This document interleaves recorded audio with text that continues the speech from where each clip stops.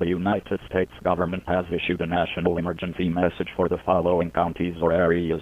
United States, District of Columbia, at 12 p.m. on April 20th, 2025, effective until 12 a.m. April 21st, 2025. This is the announcement of the first annual purge. This has been authorized by the United States government. Once the siren commences after this alert, all crime will be legal for 12 hours. Government officials have been granted immunity for this purge. Weapons of class 4 and above are now authorized. 911 and other emergency services will not be able to help you. God bless America, and stay safe.